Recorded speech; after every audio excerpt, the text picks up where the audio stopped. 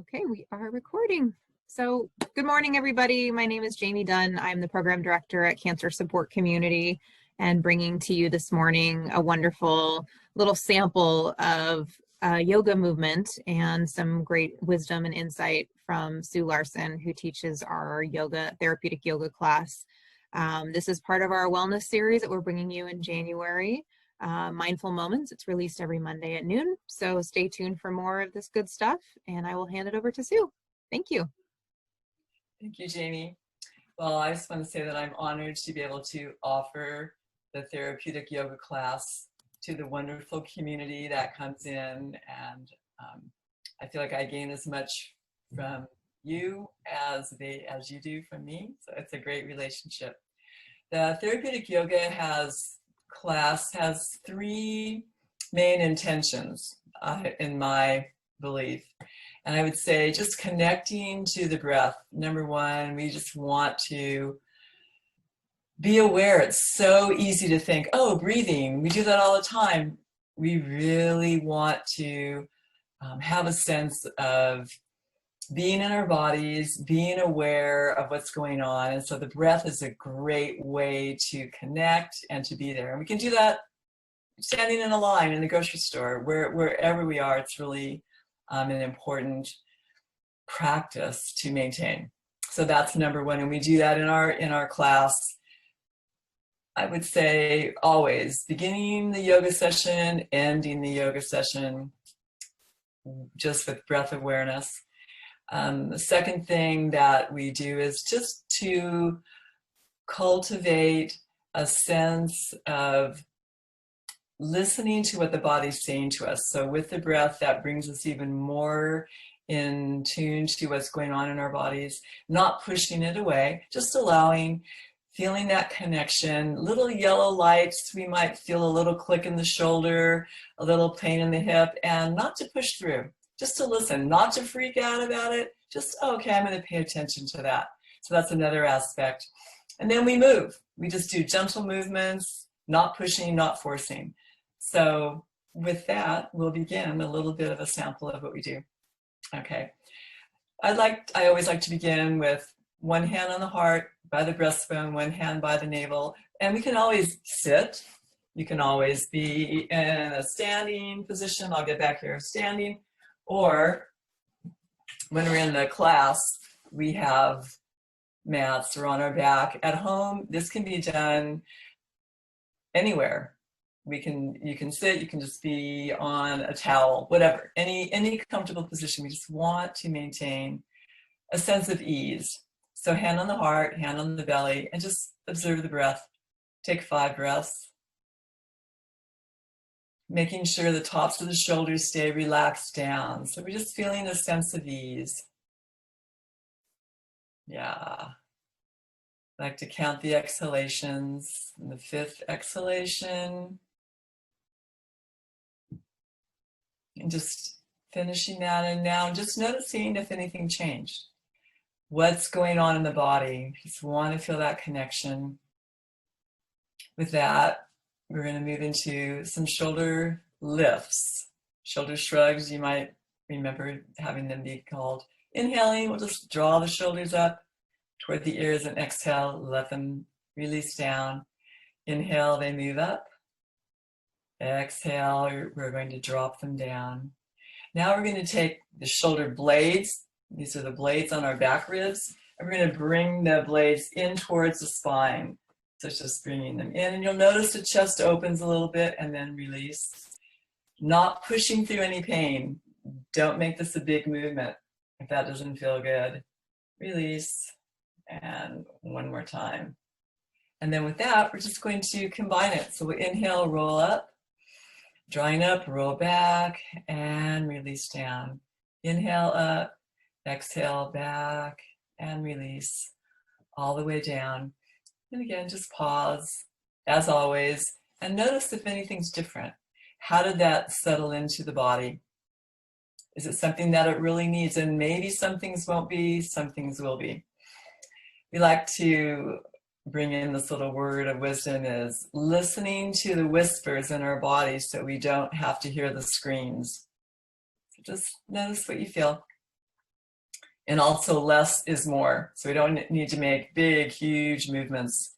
Just nice, easy, easeful movements. So shoulder rolls. Now we're just going to allow the arms to come out to the side.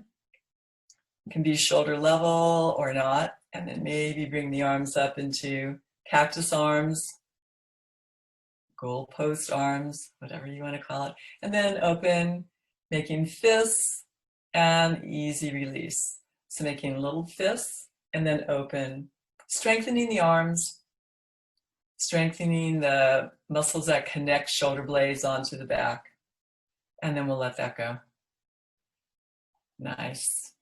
Then one last movement, perhaps seated. We're just going to bring the hands to the heart, chin aligned with the breastbone, and just rotating. So it's the rib cage rotating to the right, coming back, thinking the engine of the movement is the rib cage, and then off to the other side. This can be done anywhere. Yeah. Well, notice we get a lot of stiffness in the spine between the shoulder blades, and this really helps alleviate that. Pelvis stays quiet. And then again, important to pause, notice what you feel. Again, if anything changed. Good. Now we'll just do a couple movements standing here. Is that okay?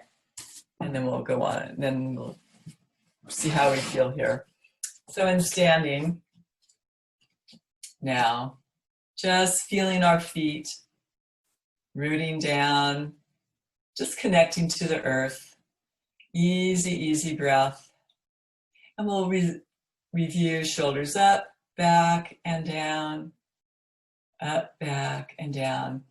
Now with the feet grounded, we're just going to side bend to the right.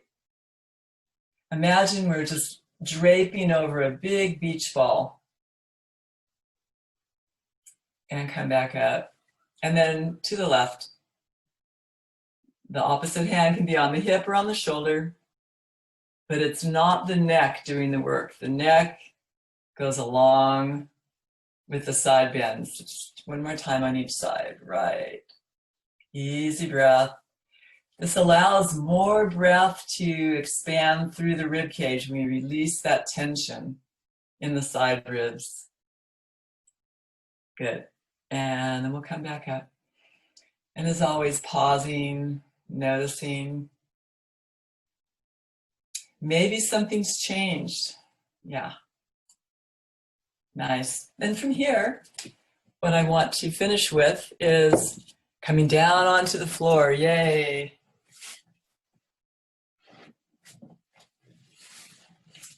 With this, you can use a chair or the couch. Just going to set the screen a little bit better. There we go. Okay. And you can put your legs in a chair seat, just coming up so that you can recline on your back. I don't think you can see. Okay. So you can recline on your back. You can have your legs down with your knees bent.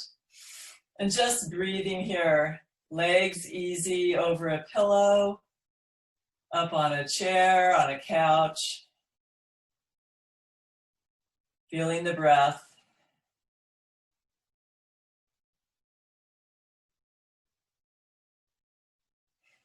And last move, right knee drops out to the right and comes back up. Left knee drops out and comes back up. Just alternating side to side.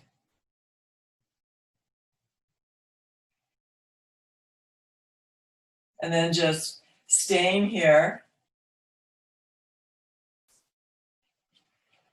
And I would invite anyone doing this to stay for 10 minutes or as long as you're allowed to.